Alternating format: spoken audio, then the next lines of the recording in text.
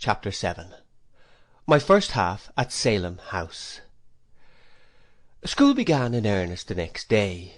A profound impression was made upon me, I remember, by the roar of voices in the schoolroom suddenly becoming hushed as death when Mr. Creakle entered after breakfast, and stood in the doorway looking round upon us like a giant in a story-book surveying his captives. Tungay stood at Mr. Creakle's elbow. He had no occasion, I thought, to cry out, "Silence!"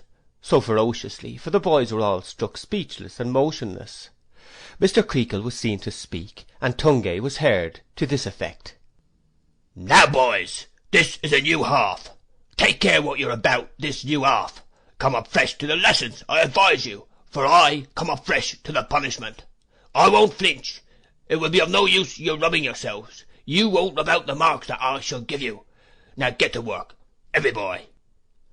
When this dreadful exordium was over, and Tungay had stumped out again, Mr. Creakle came to where I sat, and told me that if I were famous for biting, he was famous for biting too. He then showed me the cane, and asked me what I thought of that for a tooth. Was it a sharp tooth, eh? Was it a double tooth, eh? Had it a deep prong, eh? Did it bite, eh? Did it bite? At every question he gave me a fleshy cut with it that made me writhe, so I was very soon made free of Salem House, as Steerforth said, and was very soon in tears also. Not that I mean to say that these were special marks of distinction which only I received. On the contrary, a large majority of the boys, especially the smaller ones, were visited with similar instances of notice, as Mr. Creakle made the round of the classroom. Half the establishment was writhing and crying before the day's work began, and how much of it had writhed and cried before the day's work was over, I am really afraid to recollect, lest I should seem to exaggerate. I should think there never can have been a man who enjoyed his profession more than Mr. Creakle did. He had a delight in cutting at the boys, which was like the satisfaction of a craving appetite. I am confident that he couldn't resist a chubby boy especially, that there was a fascination in such a subject which made him restless in his mind until he had scored and marked him for the day. I was chubby myself, and ought to know. I'm sure, when I think of the fellow now, my blood rises against him with the disinterested indignation I should feel if I could have known all about him without ever having been in his power, but it rises hotly because I know him to have been an incapable brute, who had no more right to be possessed of the great trust he held than to be Lord High Admiral or Commander-in-Chief, in either of which capacities it is probable he would have done infinitely less mischief. Miserable little propitiators of a remorseless idol, how abject we were to him! What a launch in life I think it now, on looking back, to be so mean and servile to a man of such parts and pretensions. Here I sit at the desk again, watching his eye, humbly watching his eye, as he rules a ciphering-book for another victim, whose hands have just been flattened by that identical ruler, and who is trying to wipe the sting out with a pocket-handkerchief. I have plenty to do. I don't watch his eye in idleness, but because I am morbidly attracted to it, in a dread desire to know what he will do next, and whether it will be my turn to suffer, or somebody else's. A lane of small boys beyond me, with the same interest in his eye, watch it too. I think he knows it, though he pretends he don't. He makes dreadful mouths as he rules the ciphering-book, and now he throws his eye sideways down our lane, and we all droop over our books and tremble. A moment afterwards we are again eyeing him. An unhappy culprit found guilty of imperfect exercise approaches at his command. The culprit falters an excuse, and professes a determination to do better tomorrow. Mr. Creakle cuts a joke before he beats him, and we laugh at it, miserable little dogs. We laugh, with our visages as white as ashes, and our hearts sinking into our boots. Here I sit at the desk again on a drowsy summer afternoon. A buzz and hum go up around me, as if the boys were so many blue bottles. A cloggy sensation of the lukewarm fat of meat is upon me. We dined an hour or two ago, and my head is as heavy as so much lead. I would give the world to go to sleep. I sit with my eye on Mr. Creakle, blinking at him like a young owl. When sleep overpowers me for a minute, he still looms through my slumber, ruling those ciphering-books, until he softly comes behind me and wakes me to a plainer perception of him, with a red ridge across my back. Here I am in the playground, with my eyes still fascinated by him, though I can't see him. The window at a little distance from which I know he is having his dinner stands for him, and I eye that instead. If he shows his face near it, mine assumes an imploring and submissive expression. If he looks out through the glass, the boldest boy, Steerforth excepted, stops in the middle of a shout or yell, and becomes contemplative. One day Traddles, the most unfortunate boy in the world, breaks that window accidentally with a ball. I shudder at this moment with the tremendous sensation of seeing it done, and feeling that the ball has bounded onto Mr. Creakle's sacred head. Poor Traddles, in a tight sky-blue suit that made his arms and legs look like German sausages or roly-poly pudding, he was the merriest and most miserable of all the boys. He was always being caned. I think he was caned every day that half-year, except one holiday Monday when he was only rulered on both hands, and was always going to write to his uncle about it, and never did. After laying his head on the desk for a little while, he would cheer up somehow, begin to laugh again, and draw skeletons all over his slate before his eyes were dry. I used at first to wonder what comfort Traddles found in drawing skeletons, and for some time looked upon him as a sort of hermit, who reminded himself by those symbols of mortality that caning couldn't last for ever. But I believe he only did it because they were easy and didn't want any features. He was very honourable, Traddles was, and held it as a solemn duty in the boys to stand by one another. He suffered for this on several occasions, and particularly once when Steerforth laughed in church and the beadle thought it was Traddles and took him out. I see him now, going away in custody, despised by the congregation. He never said who was the real offender, though he smarted for it the next day, and was imprisoned so many hours that he came forth with a whole churchyard full of skeletons, swarming all over his Latin dictionary. But he had his reward. Steerforth said there was nothing of the sneak in Traddles, and we all felt that to be the highest praise. For my part, I could have gone through a good deal, though I was much less brave than Traddles, and nothing like so old, to have won such a recompense. To see Steerforth walk to church before us, arm in arm with Miss Creakle, was one of the great sights of my life. I don't think Miss Creakle equal to little Emily in point of beauty, and I don't love her. I didn't dare, but I thought her a young lady of extraordinary attractions, and in point of gentility not to be surpassed. When Steerforth, in white trousers, carried her parasol for her, I felt proud to know him, and I believed that she could not choose but adore him with all her heart. Mr. Sharp and Mr. Mell were both notable personages in my eyes, but Steerforth was to them what the sun was to 2 stars. Steerforth continued his protection of me, and proved a very useful friend, since nobody dared to annoy one whom he honoured with his countenance. He couldn't, or at all events he didn't, defend me from Mr. Creakle, who was very severe with me. But whenever I had been treated worse than usual, he always told me that I wanted a little of his pluck, and that he wouldn't have stood it himself, which I felt he intended for encouragement, and considered to be very kind of him. There was one advantage, and only one that I know of, in Mr. Creakle's severity. He found my placard in his way when he came up or down behind the form on which I sat, and wanted to make a cut at me in passing. For this reason it was soon taken off, and I saw it no more. An accidental circumstance cemented the intimacy between Steerforth and me in a manner that inspired me with great pride and satisfaction, though it sometimes led to inconvenience. It happened on one occasion, when he was doing me the honour of talking to me in the playground, that I hazarded the observation that something or somebody, I forget what now, was like something or somebody in Peregrine Pickle. He said nothing at the time, but when I was going to bed that night, asked me if I had got that book. I told him no, and explained how it was that I had read it, and all those other books of which I had made mention. "And do you recollect them?" Steerforth said. "Oh, yes," I replied. I had a good memory, and I believe I recollected them very well. "I'll tell you what, young Copperfield," said Steerforth, "you shall tell 'em to me. I can't get to sleep very early at night, and I generally wake rather early in the morning. We'll go over 'em one after another. We'll make some regular Arabian Nights of it." I felt extremely flattered by this arrangement, and we commenced carrying it into execution that very evening.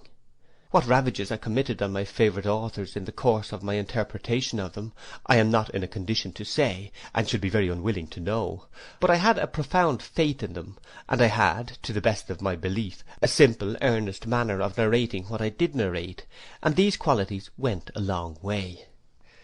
The drawback was that I was often sleepy at night, or out of spirits, and indisposed to resume the story, and then it was rather hard work, and it must be done, for to disappoint or displease Steerforth was of course out of the question. In the morning too, when I felt weary, and should have enjoyed another hour's repose very much, it was a tiresome thing to be roused, like the Sultana Scheherazade, and forced into a long story before the getting up bell rang. But Steerforth was resolute, and as he explained to me in return my sums and exercises, and anything in my tasks that was too hard for me, I was no loser by the transaction. Let me do myself justice, however. I was moved by no interested or selfish motive, nor was I moved by fear of him. I admired and loved him, and his approval was return enough. It was so precious to me that I look back on those trifles now with an aching heart. Steerforth was considerate too, and showed his consideration, in one particular instance, in an unflinching manner that was a little tantalizing, I expect, to poor Traddles and the rest. Peggotty's promised letter, what a comfortable letter that was, arrived before the half was many weeks old, and with it a cake in a perfect nest of oranges, with 2 bottles of cowslip wine. This treasure, as in duty bound, I laid at the feet of Steerforth, and begged him to dispense. "Now, I'll tell you what, young Copperfield," he said, "the wine shall be kept to wet your whistle when you are story-telling." I blushed at the idea, and begged him, in my modesty, not to think of it, but he said he observed that I was sometimes hoarse, a little roupy was his exact expression, and it should be, every drop, devoted to the purpose he had mentioned. Accordingly it was locked up in his box, and drawn off by himself in a phial, and administered to me through a piece of quill in a cork, when I was supposed to be in want of a restorative. Sometimes, to make it a more sovereign specific, he was so kind as to squeeze orange juice into it, or to stir it up with ginger, or dissolve a peppermint drop in it, and although I cannot assert that the flavour was improved by these experiments, or that it was exactly the compound one would have chosen for a stomachic the last thing at night and the first thing in the morning, I drank it gratefully, and was very sensible of his attention. We seemed to me to have been months over Peregrine, and months more over the other stories. The institution never flagged for want of a story, I am certain, and the wine lasted out almost as well as the matter. Poor Traddles! I never think of that boy but with a strange disposition to laugh, and with tears in my eyes, was a sort of chorus in general, and affected to be convulsed with mirth at the comic parts, and to be overcome with fear when there was any passage of an alarming character in the narrative. This rather put me out very often. It was a great jest of his, I recollect, to pretend that he couldn't keep his teeth from chattering, whenever mention was made of an alguazil in connection with the adventures of Gil Blas. And I remember that when Gil Blas met the captain of the robbers in Madrid, this unlucky joker counterfeited such an ague of terror that he was overheard by Mr. Creakle, who was prowling about the passage, and handsomely flogged for disorderly conduct in the bedroom. Whatever I had within me that was romantic and dreamy was encouraged by so much story-telling in the dark, and in that respect the pursuit may not have been very profitable to me. But the being cherished as a kind of plaything in my room, and the consciousness that this accomplishment of mine was bruited about among the boys, and attracted a good deal of notice to me, though I was the youngest there, stimulated me to exertion. In a school carried on by sheer cruelty, whether it is presided over by a dunce or not, there is not likely to be much learnt. I believe our boys were, generally, as ignorant a set as any schoolboys in existence. They were too much troubled and knocked about to learn. They could no more do that to advantage than any one can do anything to advantage in a life of constant misfortune, torment, and worry. But my little vanity, and Steerforth's help, urged me on somehow, and without saving me from much, if anything, in the way of punishment, made me, for the time I was there, an exception to the general body, insomuch that I did steadily pick up some crumbs of knowledge. In this I was much assisted by Mr. Mell, who had a liking for me that I am grateful to remember. It always gave me pain to observe that Steerforth treated him with systematic disparagement, and seldom lost an occasion of wounding his feelings, or inducing others to do so. This troubled me the more for a long time, because I had soon told Steerforth, from whom I could no more keep such a secret than I could keep a cake or any other tangible possession, about the 2 old women Mr. Mell had taken me to see, and I was always afraid that Steerforth would let it out and twit him with it. We little thought, any one of us, I dare say, when I ate my breakfast that first morning, and went to sleep under the shadow of the peacock's feathers, to the sound of the flute, what consequences would come of the introduction into those almshouses of my insignificant person. But the visit had its unforeseen consequences, and of a serious sort too, in their way. One day when Mr. Creakle kept the house from indisposition, which naturally diffused a lively joy through the school, there was a good deal of noise in the course of the morning's work. The great relief and satisfaction experienced by the boys made them difficult to manage, and though the dreaded Tungay brought his wooden leg in twice or thrice, and took notes of the principal offenders' names, no great impression was made by it, as they were pretty sure of getting into trouble tomorrow, do what they would, and thought it wise, no doubt, to enjoy themselves today. It was properly a half-holiday, being Saturday, but as the noise in the playground would have disturbed Mr. Creakle, and the weather was not favourable for going out walking, we were ordered into school in the afternoon, and set some lighter tasks than usual, which were made for the occasion. It was the day of the week on which Mr. Sharp went out to get his wig curled, so Mr. Mell, who always did the drudgery, whatever it was, kept school by himself. If I could associate the idea of a bull or a bear with anyone so mild as Mr. Mell, I should think of him in connection with that afternoon when the uproar was at its height, as one of those animals baited by 1,000 dogs. I recall him bending his aching head, supported on his bony hand, over the book on his desk, and wretchedly endeavouring to get on with his tiresome work, amidst an uproar that might have made the Speaker of the House of Commons giddy.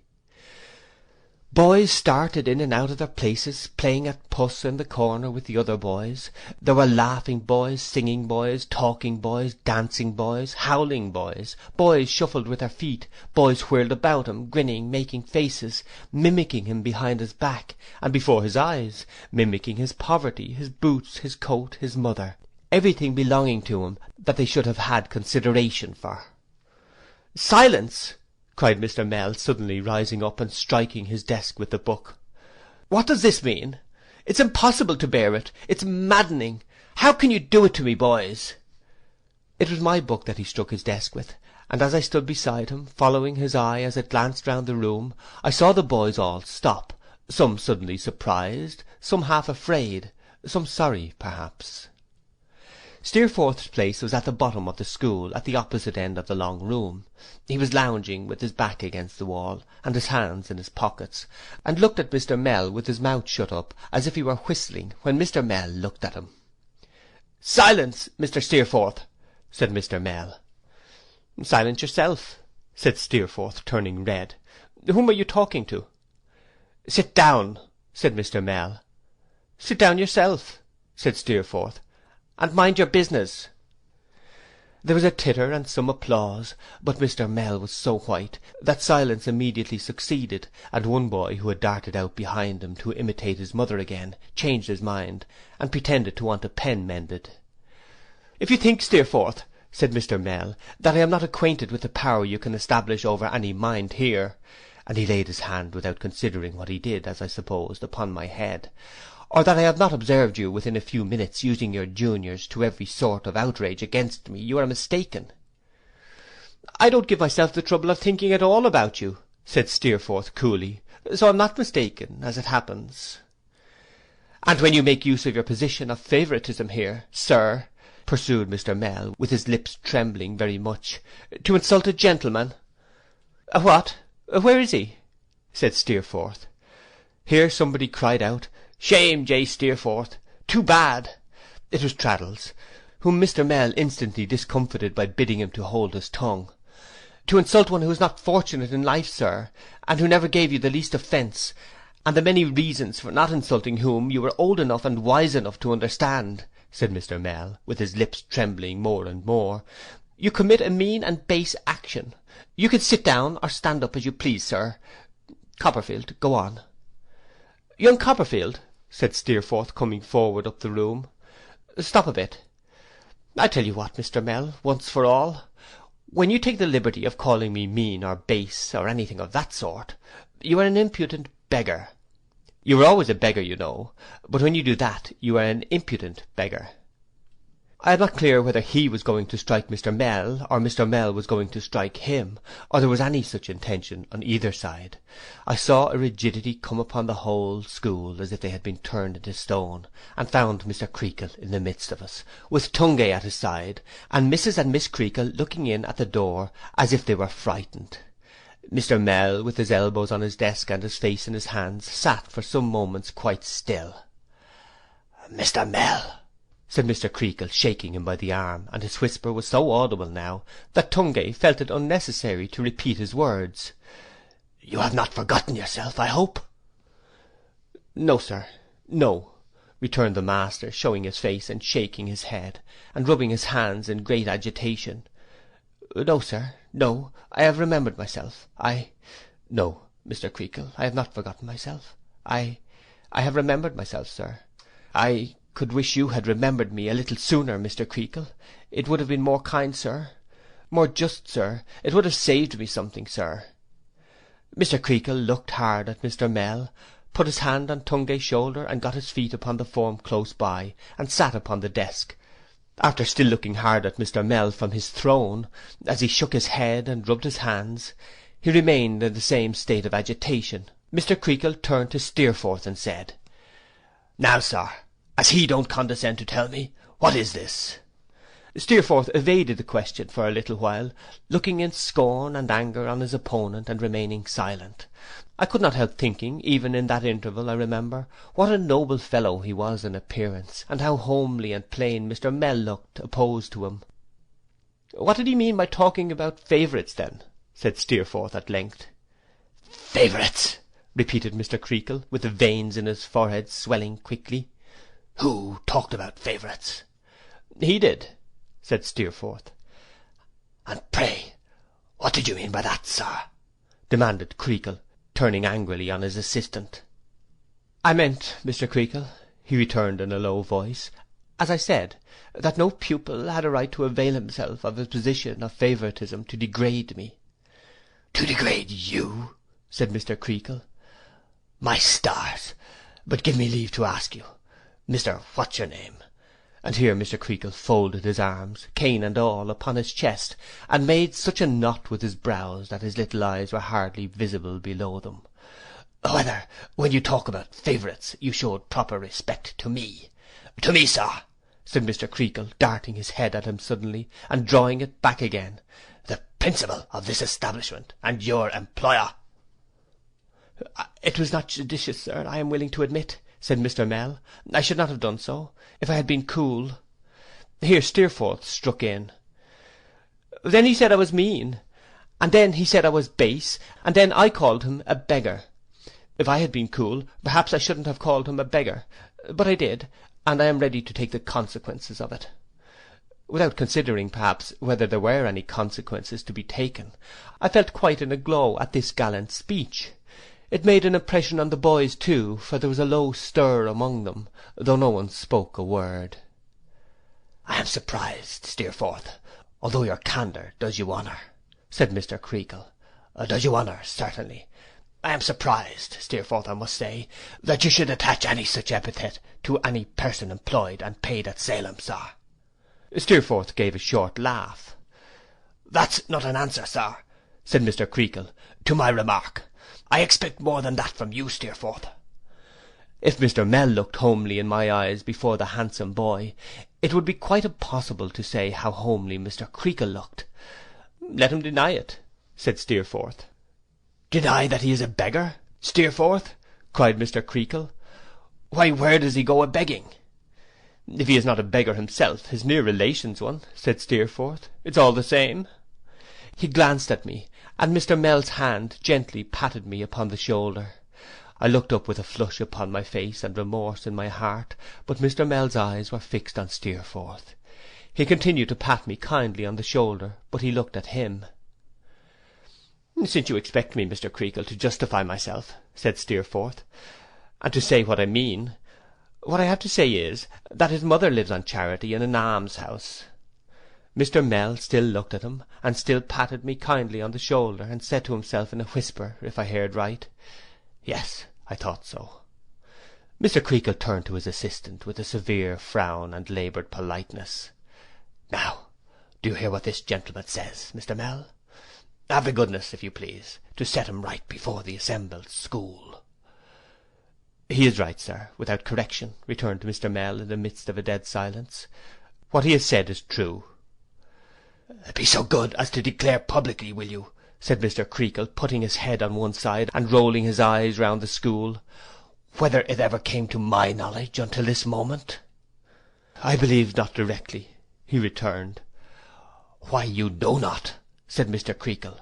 "Don't you, man?" "I apprehend you never supposed my worldly circumstances to be very good," replied the assistant. "You know what my position is, and always has been here." "I apprehend, if you come to that," said Mr. Creakle, with his veins swelling again, bigger than ever, "that you have been in a wrong position altogether, and mistook this for a charity school. Mr. Mell, we'll part, if you please. The sooner the better." "There's no time," answered Mr. Mell, rising, "like the present." "Sir, to you," said Mr. Creakle. "I'll take my leave of you, Mr. Creakle, and all of you," said Mr. Mell, glancing round the room and again patting me gently on the shoulders. "James Steerforth, the best wish I can leave you is, that you may come to be ashamed of what you have done this day. At present I would prefer to see you anything rather than a friend to me, or to anyone in whom I would feel an interest." Once more he laid his hand upon my shoulder, and then taking his flute and a few books from his desk, and leaving the key in it for his successor, he went out of the school with his property under his arm.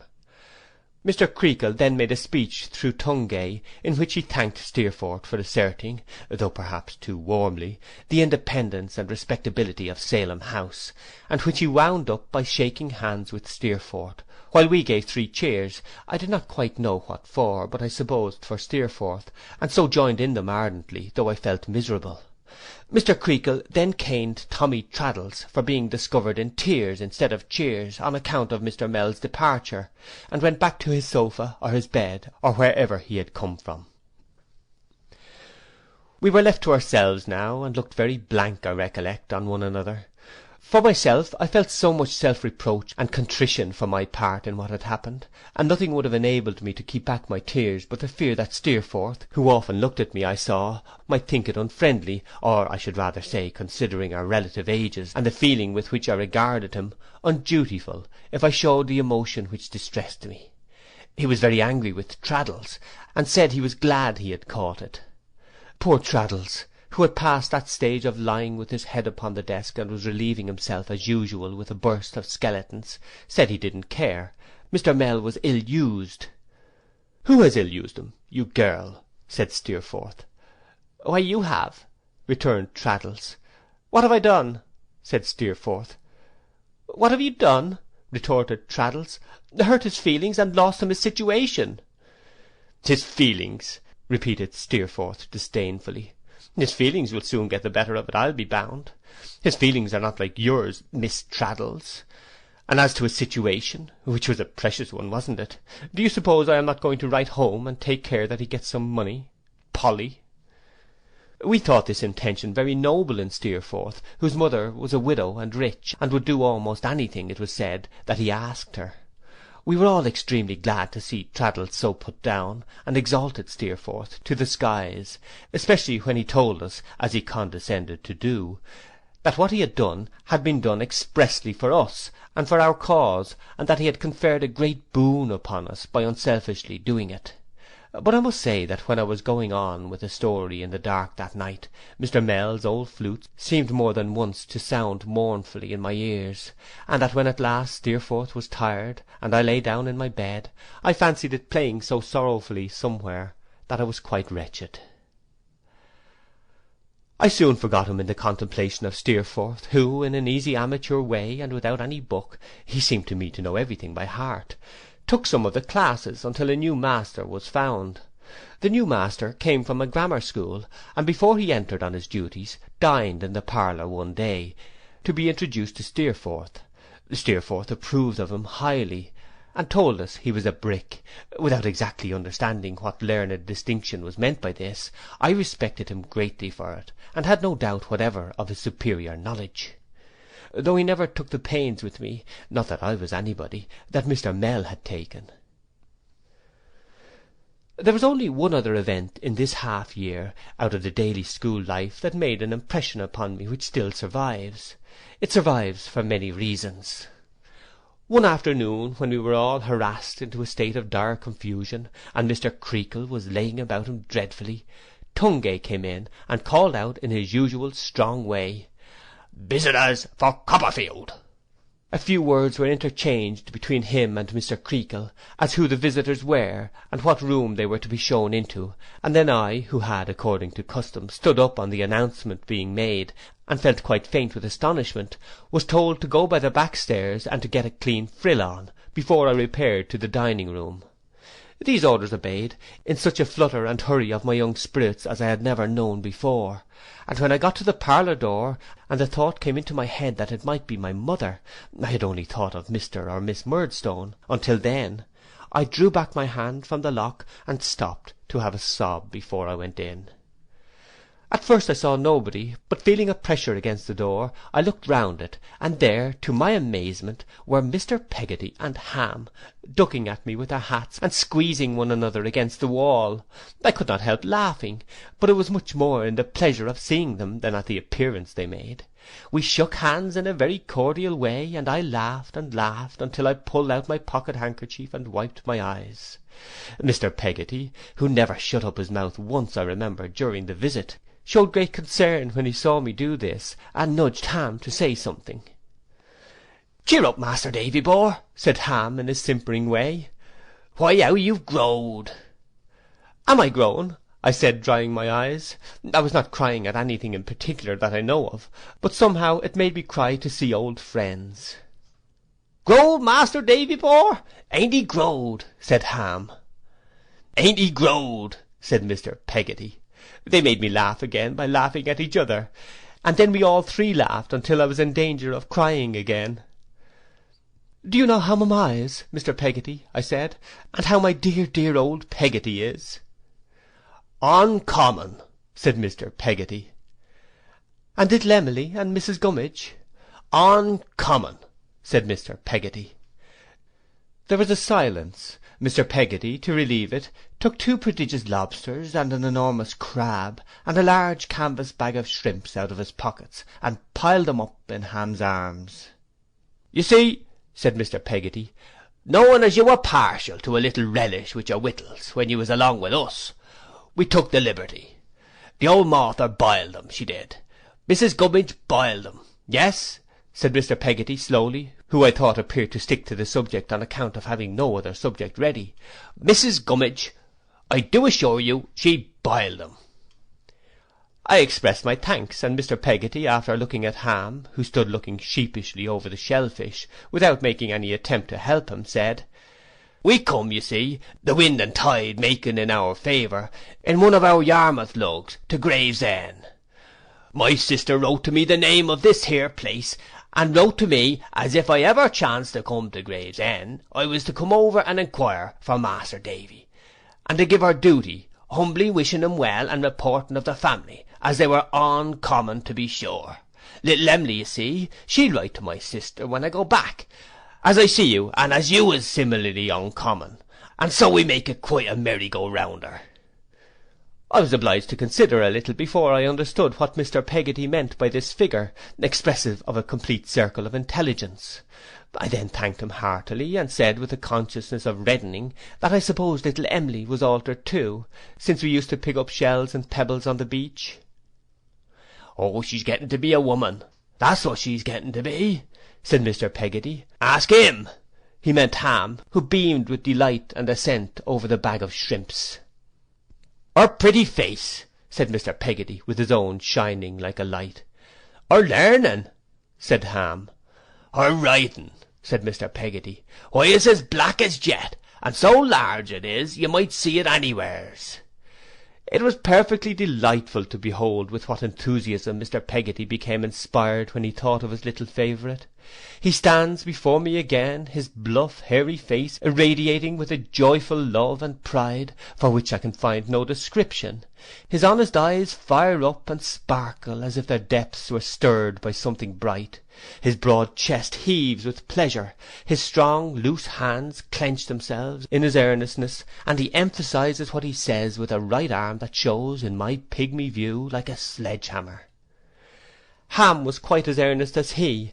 I dare say they would have said much about her if they had not been abashed by the unexpected coming in of Steerforth, who, seeing me in a corner speaking with two strangers, stopped in a song he was singing, and said, "I didn't know you were in here, young Copperfield," for it was not the usual visiting room, and crossed by us on his way out. I am not sure whether it was in the pride of having such a friend as Steerforth, or in the desire to explain to him how I came to have such a friend as Mr. Peggotty, that I called to him as he was going away. But I said modestly, good heavens, how it all comes back to me this long time afterwards, "Don't go, Steerforth, if you please. These are two Yarmouth boatmen, very kind, good people, who are relations of my nurse, and have come from Gravesend to see me." "Aye, aye," said Steerforth, returning. "I am glad to see them. How are you both?" There was an ease in his manner, a gay and light manner it was, but not swaggering, which I still believe to have borne a kind of enchantment with it. I still believe him, in virtue of this carriage, his animal spirits, his delightful voice, his handsome face and figure, and, for aught I know, of some inborn power of attraction besides, which I think a few people possess, to have carried a spell with him to which it was a natural weakness to yield, and which not many persons could withstand. I could not but see how pleased they were with him, and how they seemed to open their hearts to him in a moment. "You must let them know at home, if you please, Mr. Peggotty," I said, "when that letter is sent, that Mr. Steerforth is very kind to me, and that I don't know what I should ever do here without him."